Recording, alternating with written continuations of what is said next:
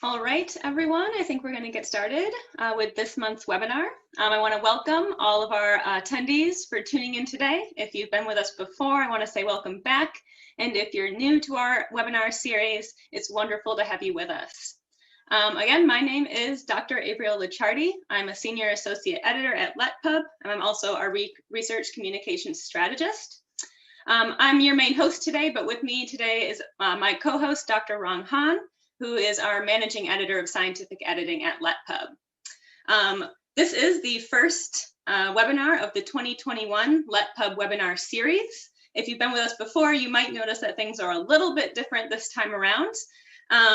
First and foremost, we are still using Zoom, but we are streaming through the academic social network or online platform PeerRef. So we encourage you to discover and explore PeerRef after the webinar today. Not all things are different. We will still have an extensive Q&A between myself and Rong at the end of the webinar, following the material on our webinar topic today, which is Guide to Publishing in Top-Tier International Journals, which is the goal of most, if not all, academics within their career. Importantly, just a few notes on housekeeping before we get started. For all of the questions that you want to ask us, or for any technical issues, if you cannot hear, you cannot see me, please just input that information into the discussion board, which is to the right of the video stream in PeerRef. Again, any questions that you have related to the material are welcome. Rong and I are more than happy to discuss those questions and answer them at the end of this webinar. And if we do not get to all of those questions, a great function of PeerRef is that we have these active discussion hubs, which will be able to continue the webinar the conversation post-webinar after this for the rest of the month. As usual, you will still be able to have an on-demand recording of today's webinar. This is something that you can re-register for within the original webinar link. And you can have a certificate of completion will also be provided. Both of these will be in the email follow-up that you'll receive a few days after this presentation. So with that, I want to get started on the material. However, as usual, I just want to give a little bit more background on myself if you don't know me. Again, my name is Dr. Avril Licciardi, AV for short. I'm a senior associate editor and research communications strategist here at LetPub. Prior to joining scholarly publishing, I was a geologist and a geochemist. I focused my work in Chile and Peru during my master's. And then for my PhD, I jumped from the Southern Hemisphere to the Northern Hemisphere and worked on reconstructing mountain glacier change using a variety of different geochronological methods on the glaciers that are in Greenland. And I did my work both at the University of New Hampshire in New Hampshire, United States, and the University of Buffalo, which is in New York, also within the United States. I am also very happy to introduce my co-host today, which is my colleague, Dr. Rong Han. So Rong, if you want to jump in real quick and introduce yourself, that would be great.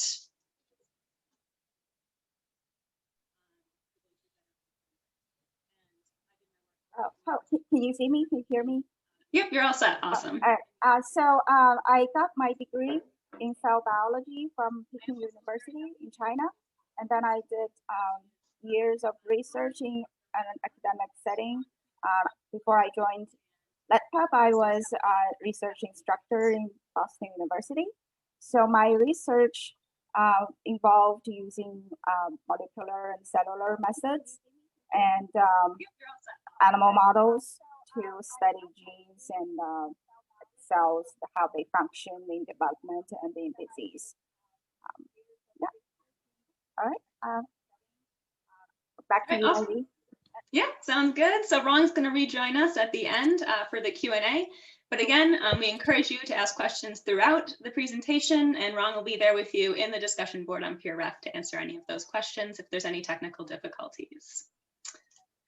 So in terms of our presentation for today, this is kind of just the outline of where I'm going to go. Initially, the question is really why publish, and specifically why publish in international journals?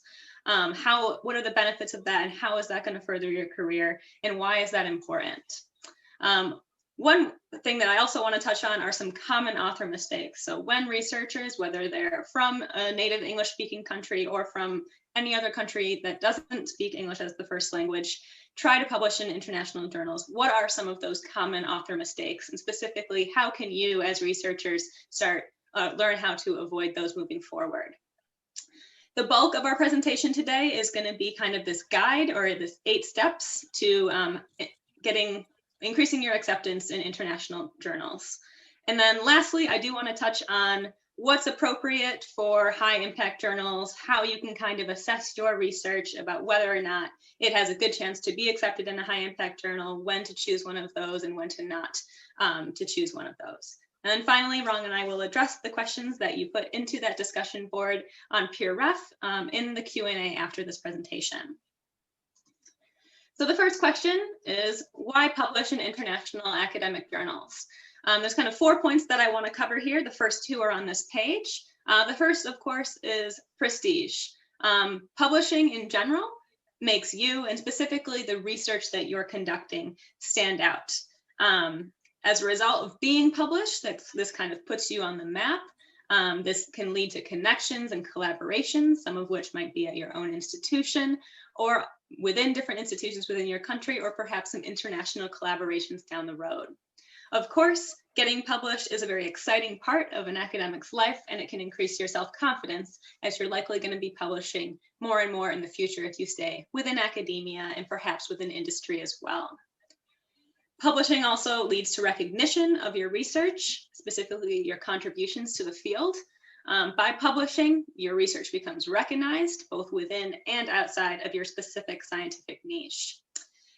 If you do choose to publish in a high impact journal or a journal that's perhaps the top in your field, this can lead you to have more citations as a researcher, and that can, in many ways, among others, establish you within your discipline.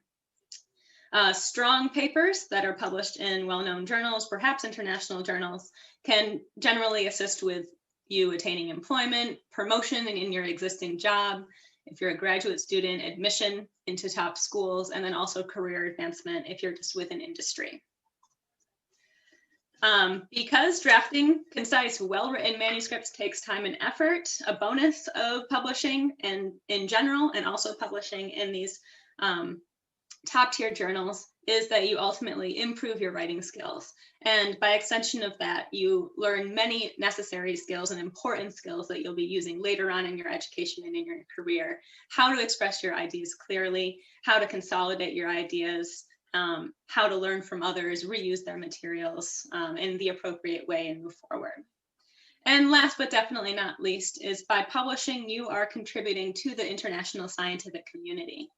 Publishing allows you to share your findings from your research with others, which ultimately allows those individuals to utilize the research and the breakthroughs that you've come across, and then also improve upon your findings, basically move science forward.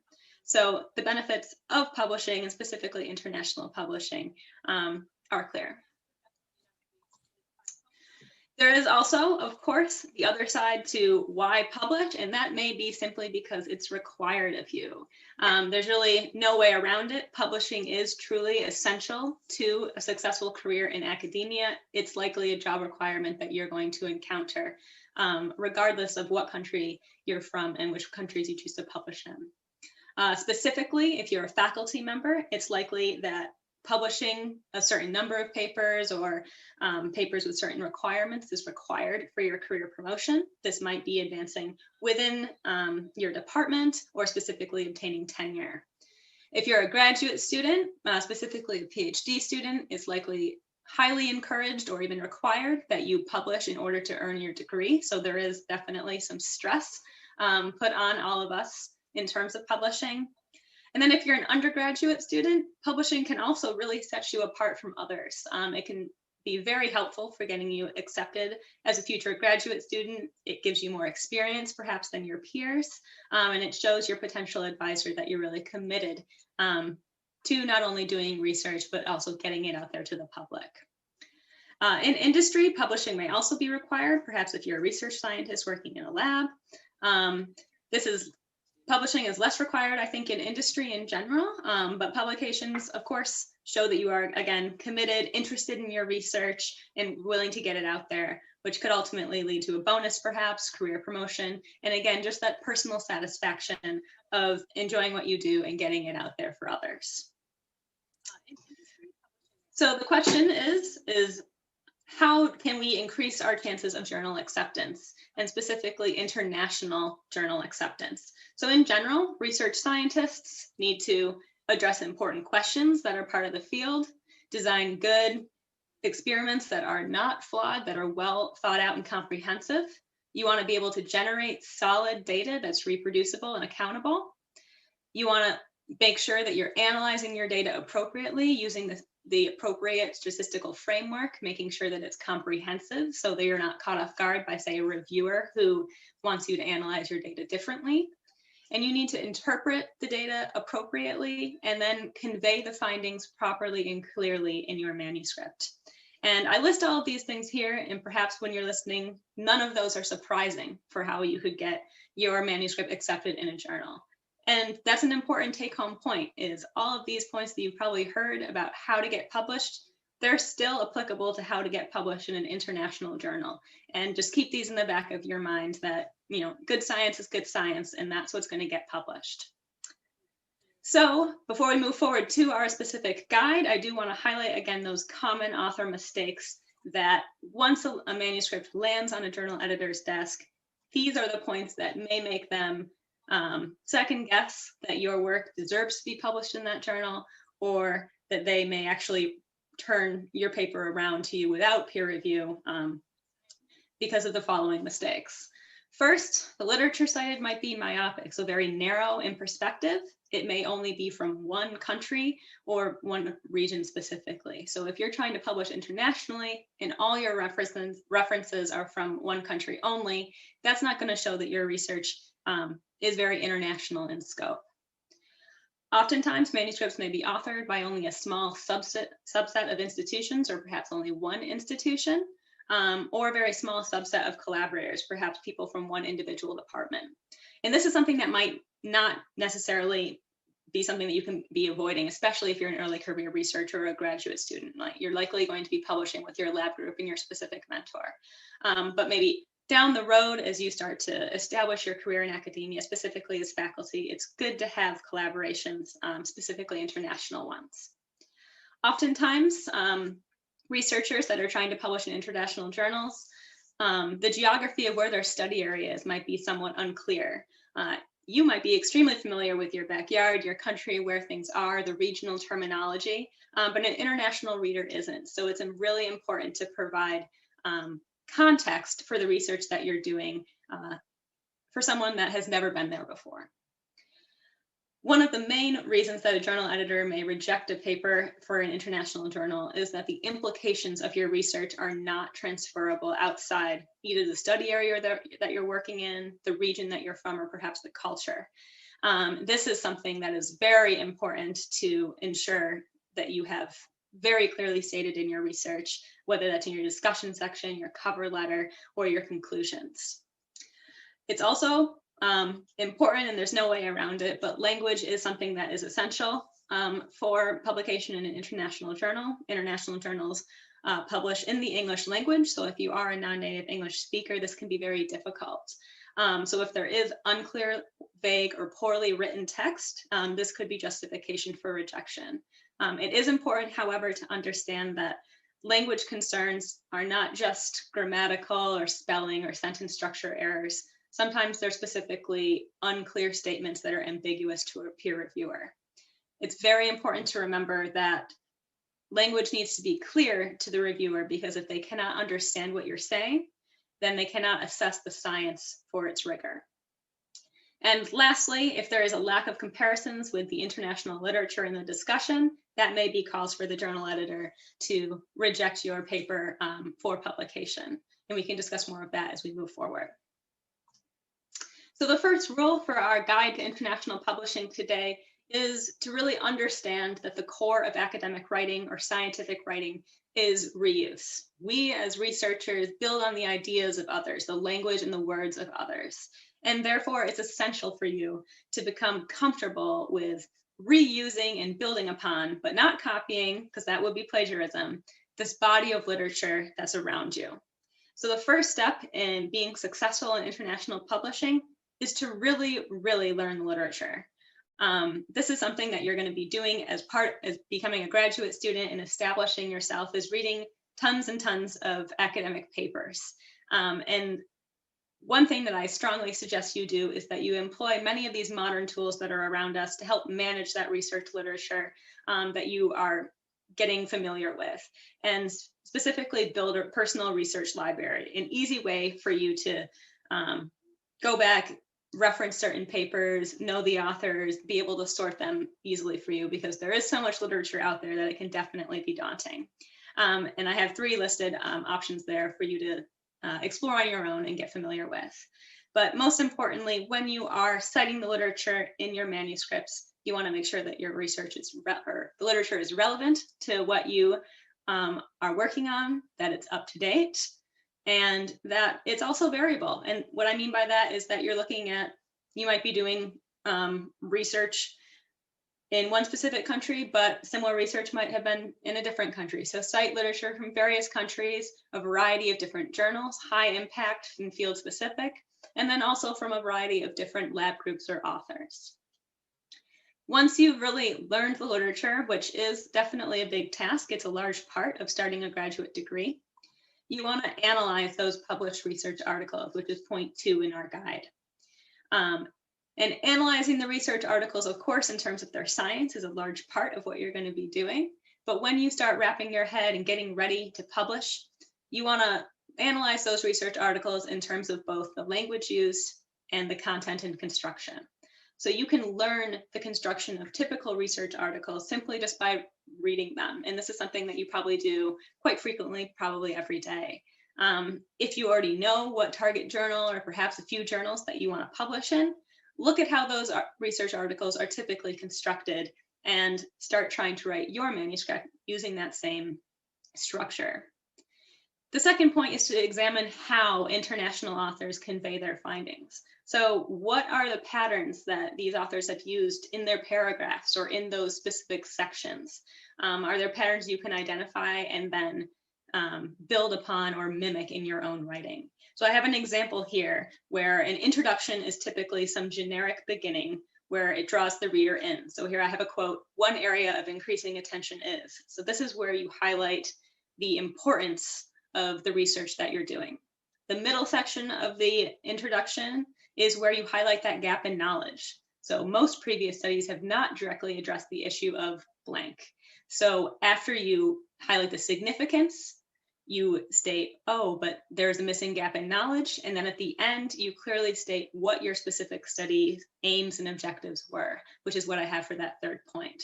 This is a very common pattern that you see in an introduction, and one that you can strive to use in your own writing for publishing in international journals. Along similar lines, again, it is important to address language issues. Again, international journals require English. They do sometimes allow an abstract that's in a different language. Most importantly, for non-native speakers, this is incredibly difficult. It is something that is very daunting, but it does also affect everybody. Just because you are a native English speaker does not necessarily mean that you are a good writer. So I think it's important to understand that we're all pretty much in this together. It's important to find a balance between the time spent polishing the writing, really working on that grammar, the spelling, the sentence structure, and the time spent refining your scientific arguments and content. As long as you ensure a simple, clear, and specific writing style, reviewers should be able to adequately assess your research. You can also look to others for assistance. Specifically, you can ask your colleagues and mentors to review and proofread your paper. This is something that you should be doing regardless, so that they can catch any scientific errors or places where you need to elaborate. There are, of course, editing services that can proofread your paper as well. Importantly, when you go to submit your work, remember that you need to ensure solid English in all written documents that you're submitting. So not just your manuscript, but also the cover letter that's going to be going with it. the response letters that you're going to write after your article has been accepted, but required revisions. And then also for any other scientific documents you might be writing in the future, any abstracts for conferences, any part of your CV for job applications. Again, this is something that we all work on throughout our careers, but it is important to work on this every day. And another point for addressing language issues is that there are electronic tools out there that can help you with your vocabulary and sentence variety. Some tools, as the first one I've listed here, allows people to put in an individual word or a phrase, and then it's going to return you phrases or words that are commonly put around that word in the scientific literature to kind of give you a leg up on how to construct sentences based on previous researchers.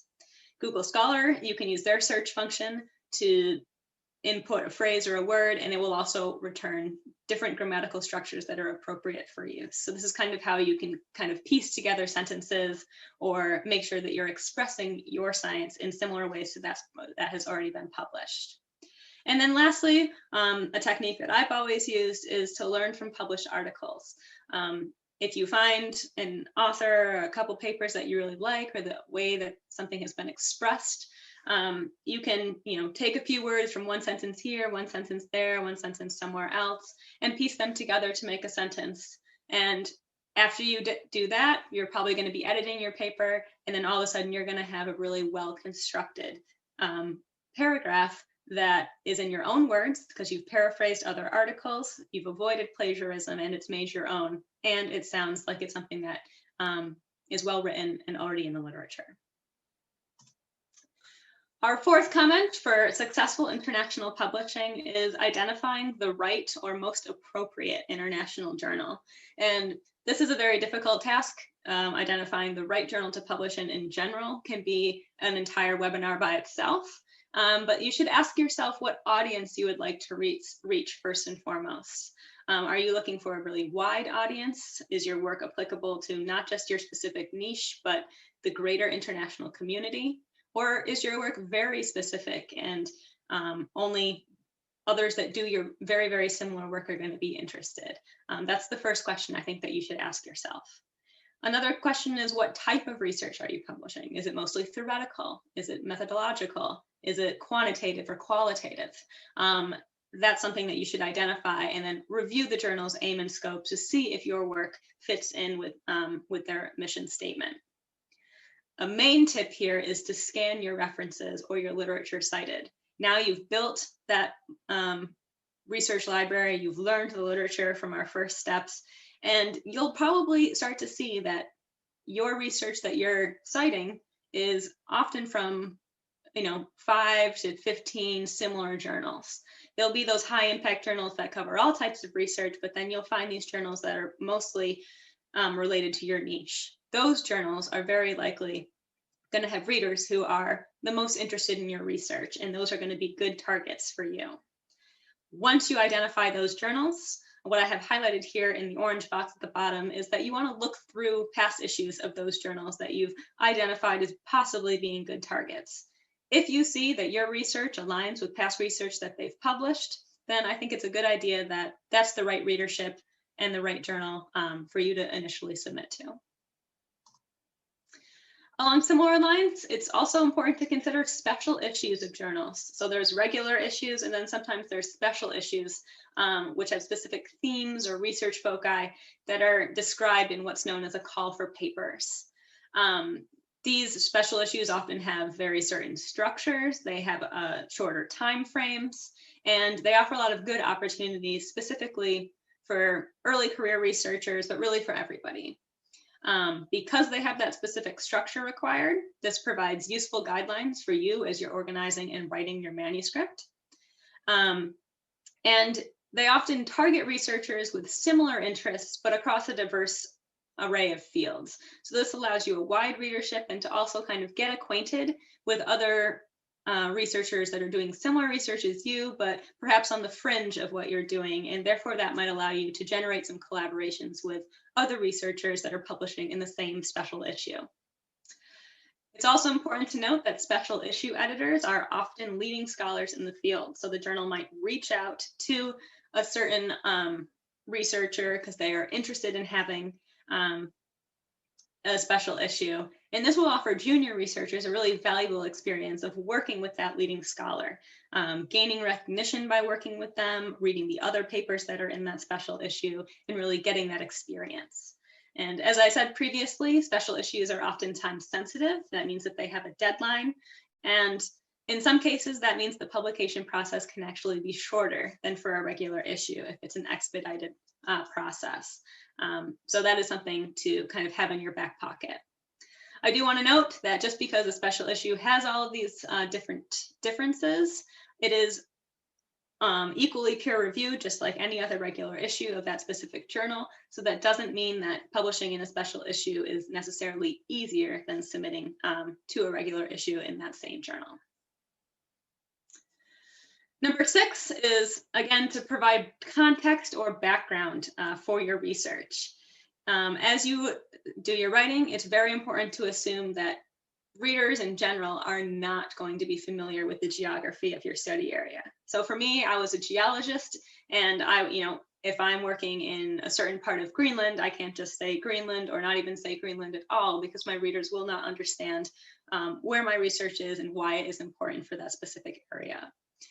If you can, and if it's appropriate within your research, you can always create a figure to illustrate that location. If you don't want to create an entire figure to show where your research area is, this is something that you can put in one of those small inset boxes in a figure that you've already created. You can also simply provide complete location information in the text for international readers. Providing context also is incredibly important because it helps you explain why your research is important. Why is your approach ideal for addressing your question? Why is the approach you're using in the specific area of the world important for addressing that specific research question? So it's important to really frame your work around that. Question 7, or point 7, is to ensure that your research is appealing in general, but of course to an international audience if you're targeting international journals. It's critical to explain why your research or science is of international interest, specifically why it's of international interest as opposed to only local or regional interest. And this can be more difficult than it sounds. Ask yourself, can your findings be applied to regions or people elsewhere in the world? And if your answer is yes, then you need to elaborate in your manuscript on how your results are transferable specifically. How do your data compare with previous studies that have been published elsewhere from other regions? And what can you learn from those comparisons, those similarities and differences between your data? And if your findings aren't really that applicable to other areas or people in the world, you can always elaborate on that a little bit more to make your manuscript stronger. So what can be done in future work to address international concerns or to make your work more applicable or transferable outside that region or country that you're working for? It's also important to frame your research for an international audience, really to target that international community.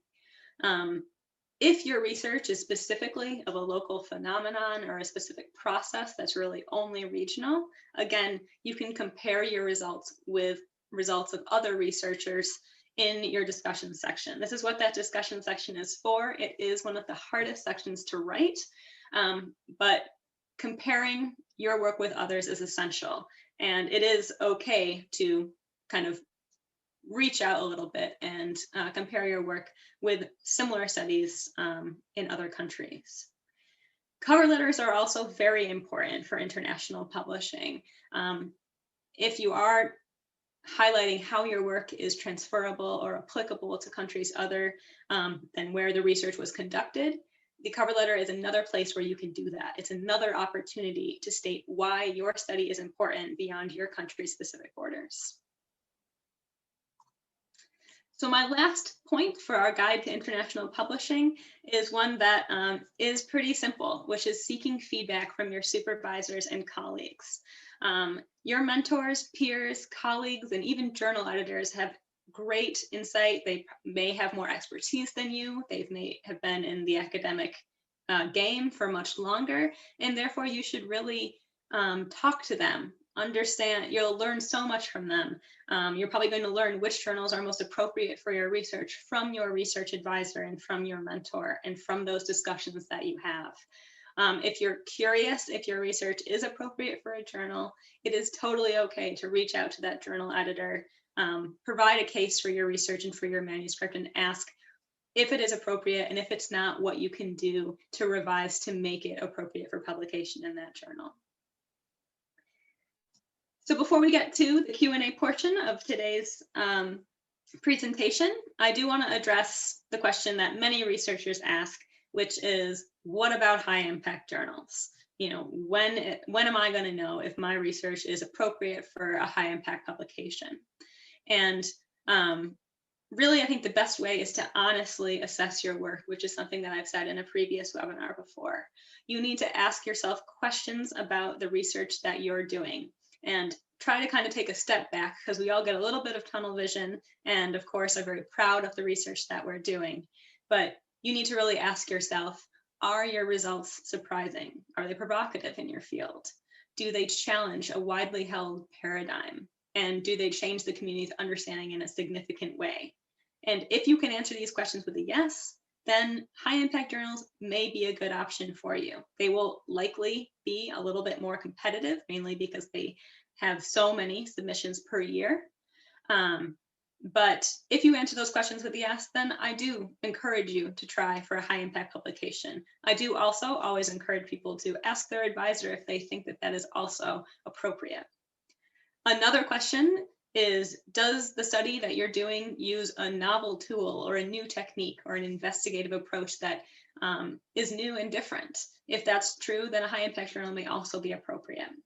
And one of the best ways is, if your topic that you're working on is of current interest within your community, or it has timely importance, then a high impact journal may also be very interested in that.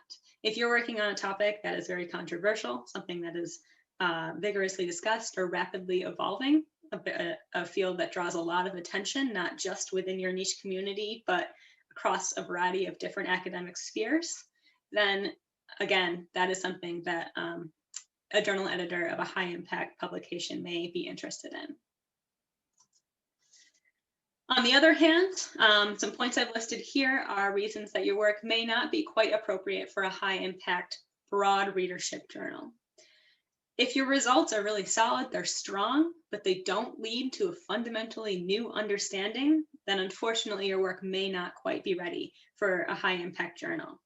If the approach you used is one that's tried and true, so it's been established for many years, it's a strong approach, but there's really no innovative aspect, again, that might not be quite powerful enough for a journal editor to accept your manuscript. If your topic is of interest to only a small community, a journal editor may turn that down, and it may not be because it's not interesting, but from a journal's point of view, remember, they are a little bit of a business, so if they see that only a small number of citations might emerge from your publication, they may also not be interested. And then all of those kind of not surprising ways to ensure acceptance are also important. So in general, if your manuscript is poorly written, if your conclusions are not supported, if your manuscript is not structured by the guidelines, etc., those are all reasons that you also may not have your manuscript accepted in a high impact journal for publication. I do also want to point out a common mistake, one that many journal editors have stated before, is that as authors, if we are doing a ton of research, we've generated a ton or a high volume of data, we may feel that our research is deserving of being in a high impact journal simply because we have that high volume of data that we're reporting. And unfortunately, that is not the case. Just because you have a lot of data and it's sound data doesn't mean that it deserves publication in a high impact journal. So with that, I'm going to take down this presentation and open up for questions. Again, if you do have questions, please input them into the discussion board on the side of the stream in PeerRef. You can continue doing this as Rong and I discuss some of the questions and get our chat going. So if you're stimulated by another attendee's question or you're stimulated by some answer that we say, please join the conversation by asking different questions based on your own experiences and thoughts that you've had during the webinar. So just bear with us real quick while we get some of our questions in order. And I want to thank everybody that for joining us today.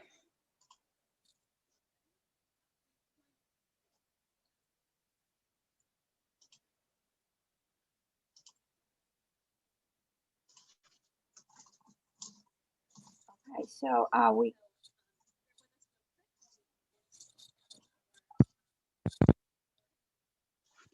Hey, Ron. All right, good to have you with us and back. All right, so we got one question here is, what factor do you think high impact journals in the biomedical field begin with? Oh, Ron, I might throw that one at you because that's your background. Okay, so well, high impact, I think that different people would have different opinions. But I have impact factor 5 or 6, I think. Yeah, that's a good range to say that's a high impact journal. Of course, there are many biomedical journals, and many of them have a much higher impact factor than that.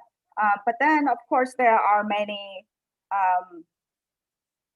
like specialty specific journals. Those may not have very high impact factors, but then like people in the field may actually think those are high impact journals. So that's it's not really such a high close correlation between the impact factor and then actually the impact of a journal. I guess I'm curious, this is just a question of my own since I've never really got to ask you this before, but do you think that researchers should be targeting journals that are more appropriate for their research? So like you said, some researchers might have a really high opinion of a journal, but it has a lower impact factor, but it's the top journal in their field. But many researchers are swayed to publish in journals that are more broad readership, higher impact journal, science, nature, things like that. What do you think is more appropriate for, I guess, establishing someone's career? I think for if you're like it's still about your research. If your research is like more appropriate for the subject area audience researchers, then you should you know, think of journals that are like very specific for the field, because all your peers of the field will read that journal. But then if you think your research actually has applications outside your field, and other readers will be interested, then I think you should seek for like more multidisciplinary journals. Yeah, so it's still about the research and then what field you're trying to get into. Yeah, I agree. It does look like we have one question here in the chat on Zoom. And the question is, if a manuscript is poorly written, is that a sufficient reason for rejection? Ron, what do you think?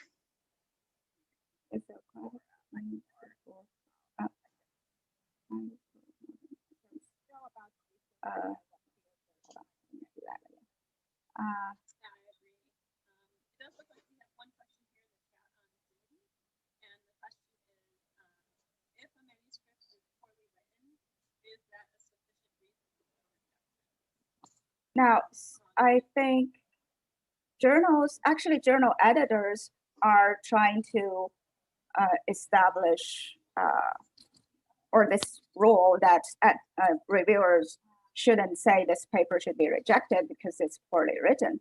But then if it's so poorly written that nobody can read it, then there's no way this can be accepted, right? So your journal has to be, your paper has to be reasonably written that editors, reviewers can understand it before they can judge the science in it, right? Yeah, so if it's so poorly written, editors will reject it. We call it a desk rejection. But this is not something about your science because they're not able to judge your science. So you should not be discouraged about your science, but then you should really work hard to get the language to be standard.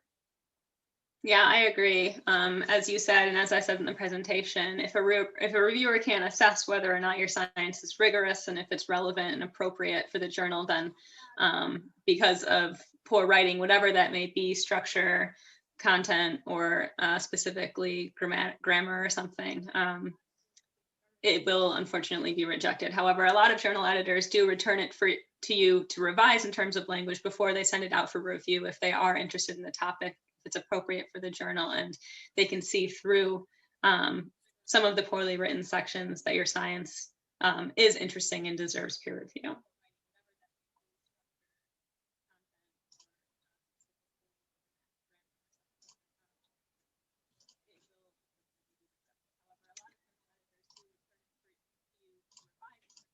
Do we have any other questions from the peer ref side of things? Yeah, so here's another question. What do you think about publishing in MDPI?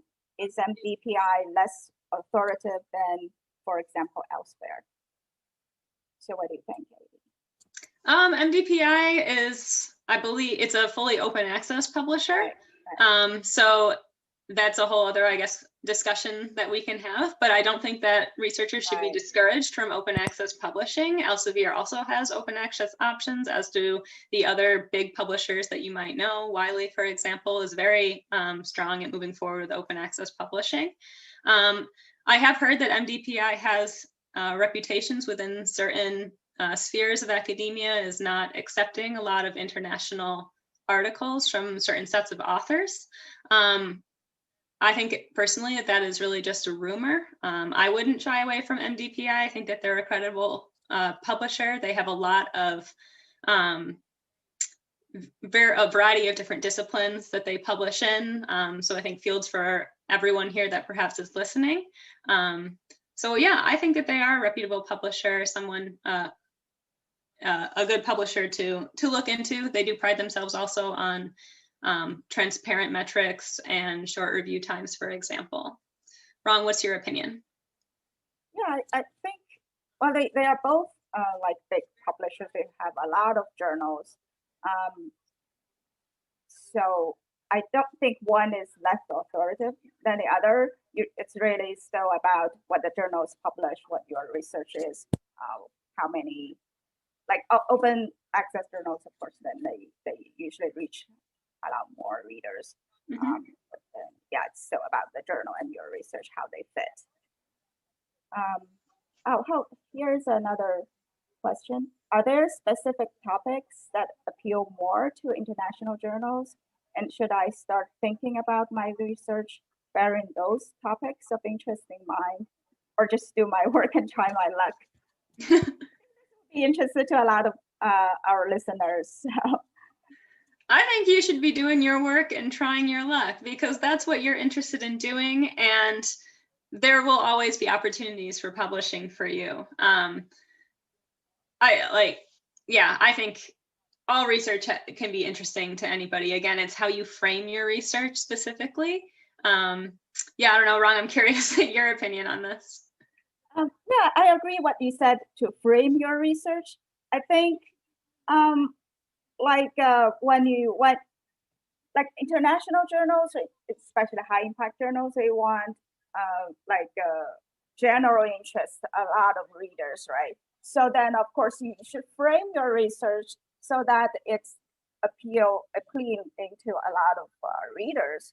And then of course there are like trendy topics or things that is on everybody's mind. So if you can frame your research to those areas, then of course people, I think that will attract a lot of readers. And then I think sometimes it's not like it's not just you just do your research and then you think your research is going this way. But then I think like acquire funding and then publishing it, sometimes it does affect whether your research is interested or trending.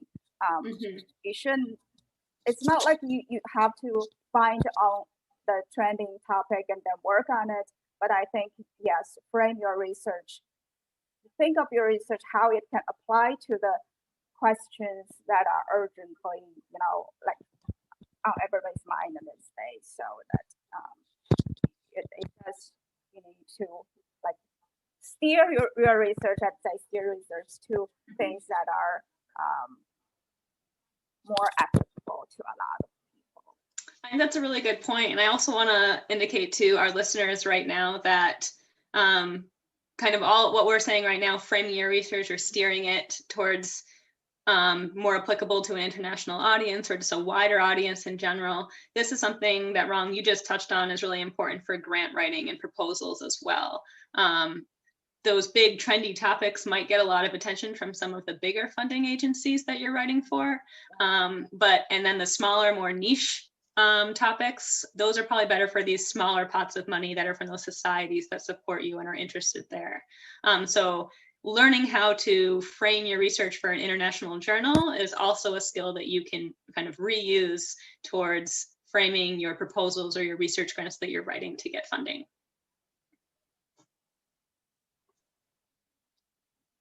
Oh, here's an interesting question. Is it a valid reason for journal to reject a paper that they could not find reviewers for the paper after more than 8 months, although paper was in the same area as journal? That, I think, is on the journals. That's the journal's fault. That's a journal editor's job, is to find appropriate reviewers. I've heard from many journal editors many times that finding reviewers is the most frustrating part of the job that they have. But that's, in my opinion, not an appropriate reason to be rejected. Personally, that's something that I would see as appropriate for you to speak up to the chief journal editor and perhaps appeal that decision even. Rong, what about you? Have you ever had any experiences with that? I think like the journal editors we've talked to, they always try very hard to find reviewers. So then, if they reject, I think it's really not your fault. It's the journal's fault. But I don't know. Maybe the journal didn't try hard, or they couldn't find anyone. But then maybe at this point you want to find a different journal. Right? Yeah, that's true. Maybe you don't want to work with that journal. Yeah. That was a very good question. Yeah. Okay. What do you think about some research being so much ahead of its time that it may not be accepted by the community, as was the case with Boltzmann?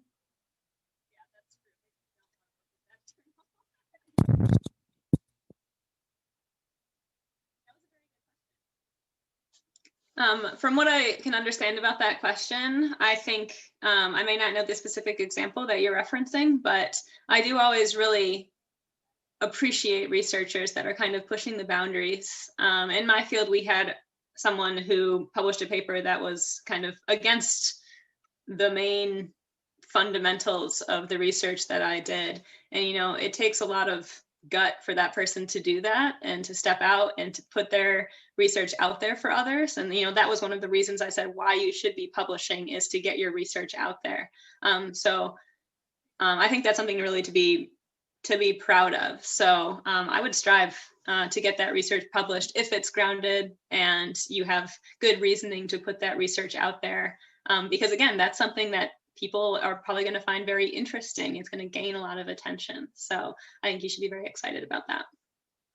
Yeah, right. I think if you believe in your research, you should get it published. Although, even if it's not accepted by a lot of people at the beginning.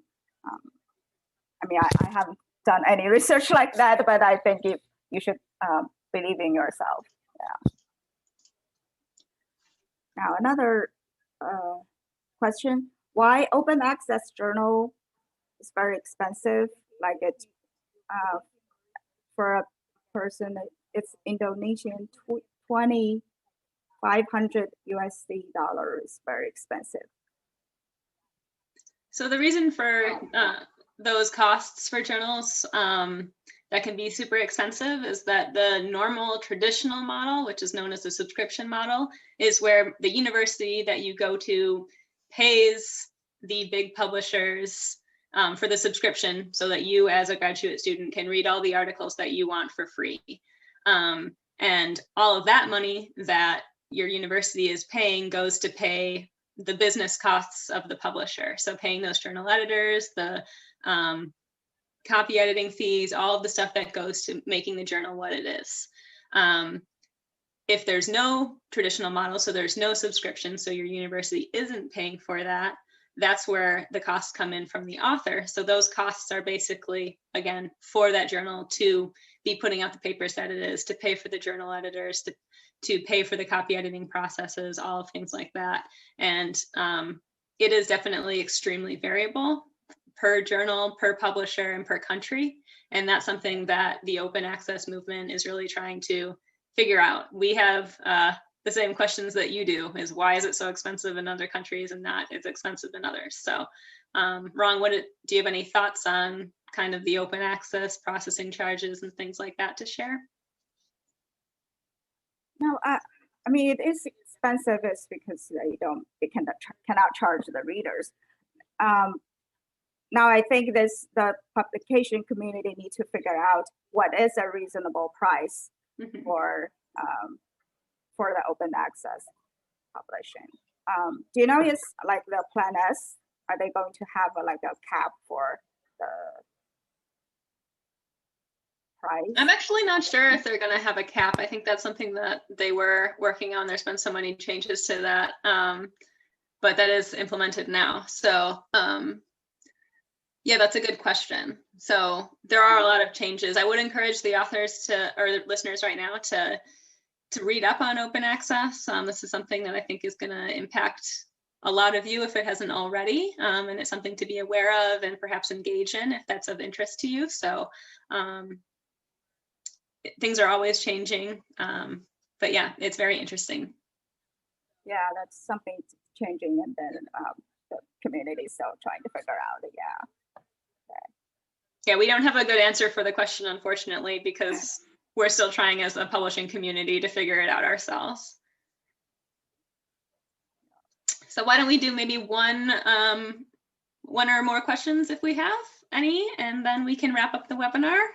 I know folks get Zoom fatigue these days, so about an hour is probably what we're shooting for.